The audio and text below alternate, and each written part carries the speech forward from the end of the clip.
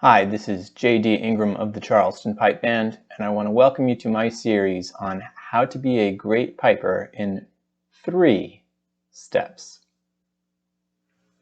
As a refresher, here is the tree diagram for our 3 easy steps.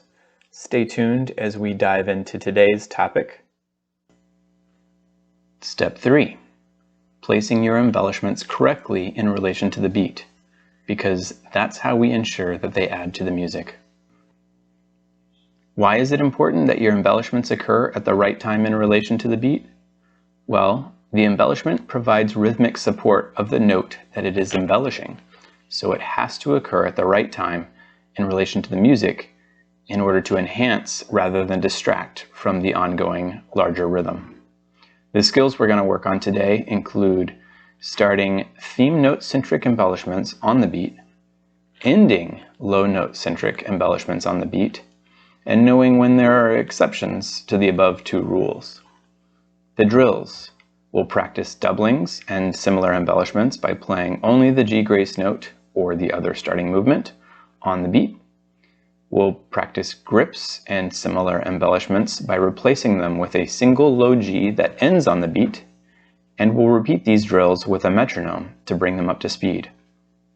We'll alternate practicing full embellishments with the simplified above drills, and we'll use a metronome to ensure we're playing accurately to the beat. Okay, so we have focusing more on the embellishments being in the right time in relation to the beat. My last video was rhythmic embellishments. The drills here are really the same. It's making sure you've got the placeholder notes that are occurring either ending on the beat or starting on the beat, or whatever your rule is for D throws, because that is a little more debatable. And I really, I would treat this as a single set of drills. Personally, if I was practicing myself, I would do one practice for both this and rhythmic embellishments. So the drill sheet's going to be the same, but we can work our way through focusing more on placing in the beat in the correct place. So handy dandy metronome out again, and let's set it up to 80. So doublings on the beat. Tell you what, let's do, I'm going to do the first line of Scott on the Brave as an example, and I'm going to bring this back down to 60.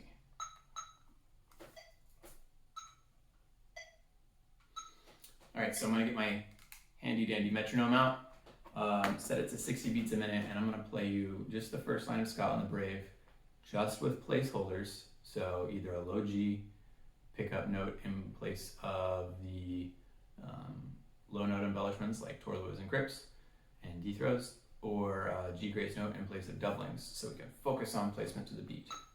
Might go something like this.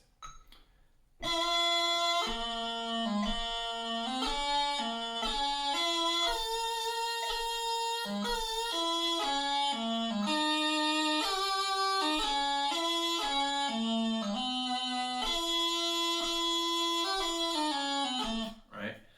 Something like that. You can hear where I'm putting just that placeholder low G sound or grace note where there's not a full-on embellishment. And then you work your way up. Same drill as the last video. Grip, for instance, if I was going to do high A to high A, like we did in the middle of Scott and the Brave there,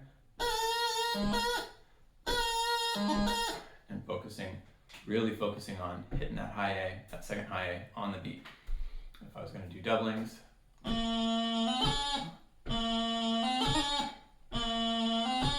right, making sure that G grace note's on the beat. Practicing it with a metronome and rotating it back and forth. So that first bar could be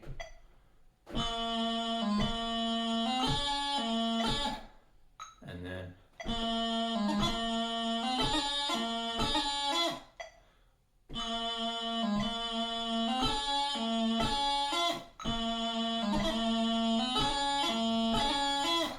back and forth, making sure they feel exactly the same, that you're hitting the beats exactly the same place. And then of course, metronome is your friend in both this one and the last one, when you're focusing on rhythm, you're focusing on accurate timing of the beat, the metronome is the only thing that's going to really show you where you're cheating yourself, because a lot of times when you're cheating yourself, it's because you don't know. It's because you're distracted by how difficult this passage is or something like that. Maybe sometimes how easy the passage is. People tend to undercut high notes or long notes. You'll hear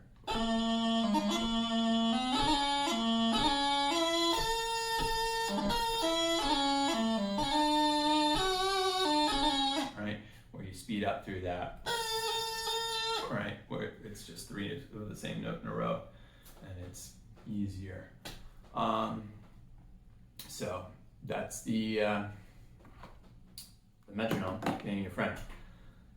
And that's really it for this week. It's the same overall approach as we had with the rhythmic, except now instead of focusing on making sure all the steps are the same,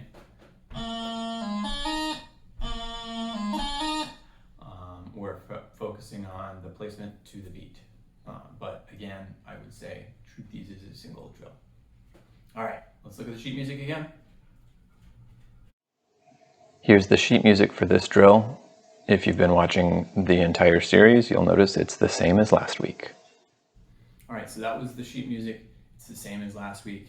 The drill's the same as last week. I would encourage you to watch that video and treat these basically as a single drill, but they are different skills.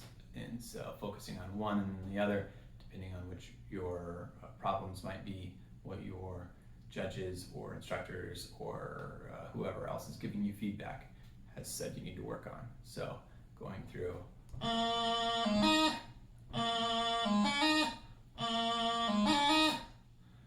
for your D throws, for your burls, right,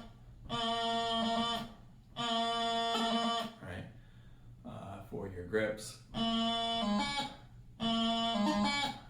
that can occur on any note, and then for your torlos.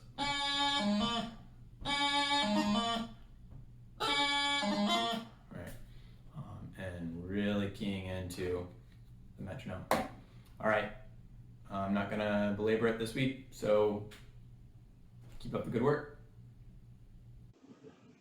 Thanks for watching again this week, guys.